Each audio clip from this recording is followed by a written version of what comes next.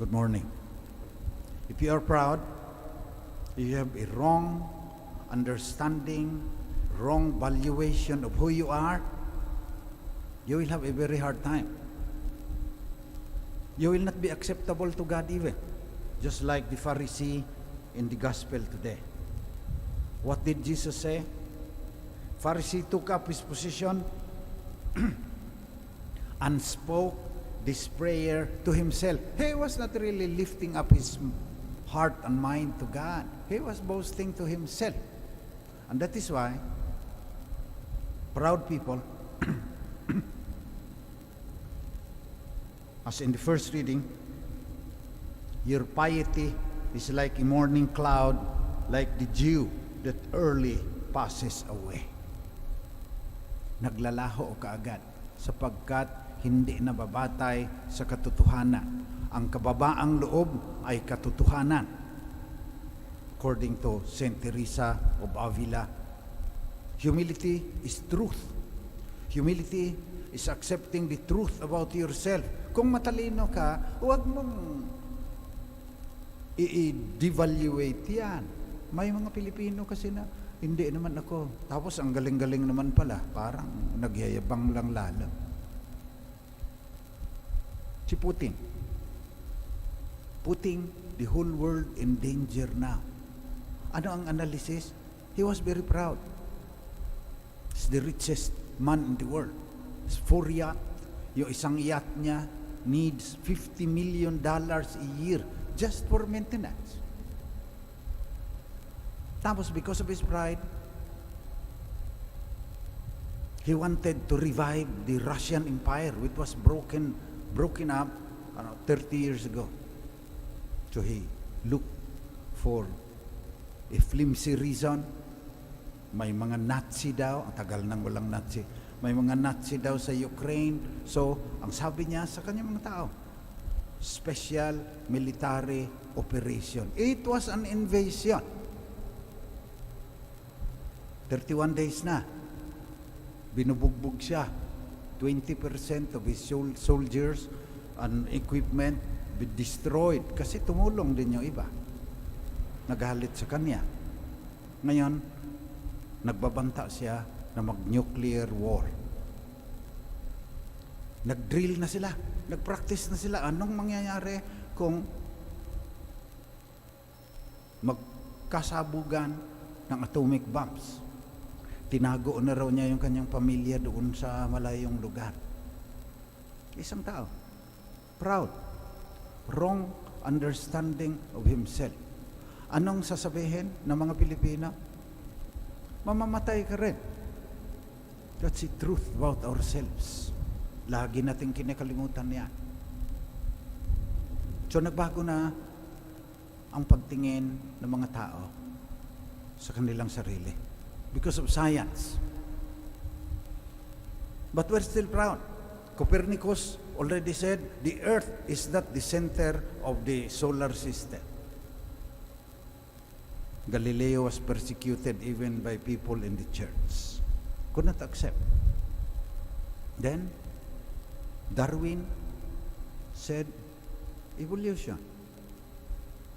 We came from the same root as the apes. We evolved, we branched off, sila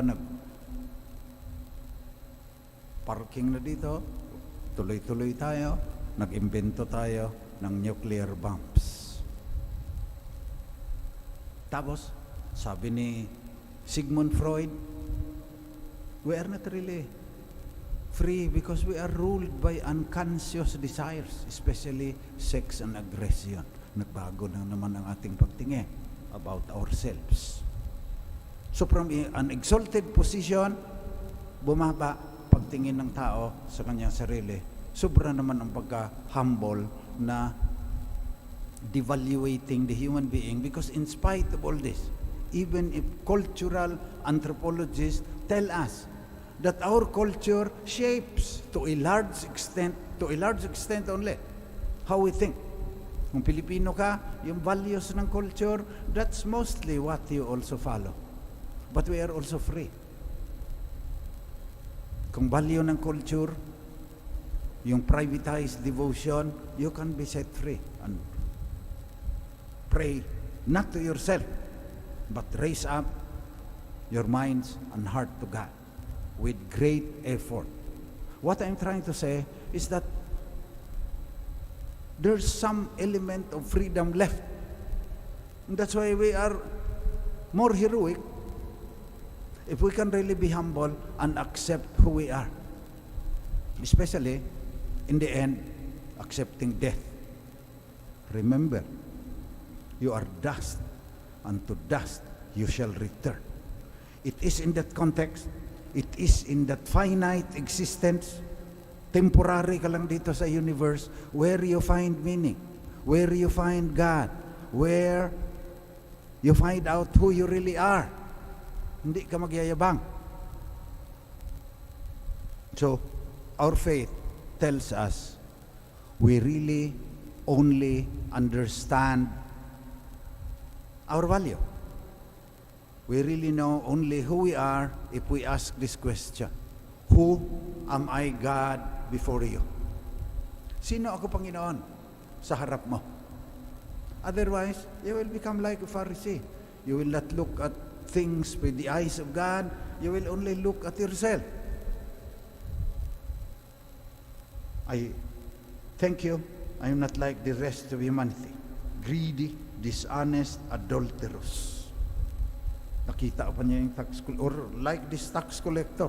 Makasalanan niya. I fast twice a week and I pay tithes on my whole income.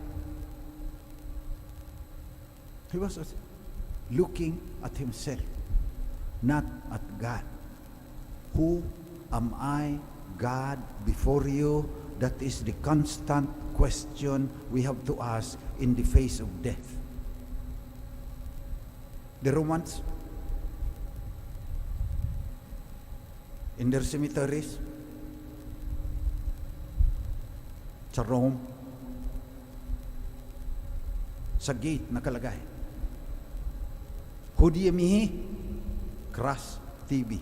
Parang kinakausap ko noong nililibing ninyo na ako ngayon nililibing, bukas ikaw naman. Hudie mihi, crush TV. It is always in the light of death that we judge the value of things, that we put a value even to who we are. Kaya Lent, kaya Violet, always reminding us that we are sinners. We tend, it's easier for us to sin. Without the grace of God, we will not be here today. We will be the greatest sinner in the world. We have to recognize that also. We have to recognize that we have the freedom to accept God's grace. And that is where we find our sense of purpose, the meaning of our lives, the reason why we are here among the stars and the galaxies and the planets. Who am I, God, before you? You answer that question correctly, you will find out who you really are. That is our prayer during this Mass today.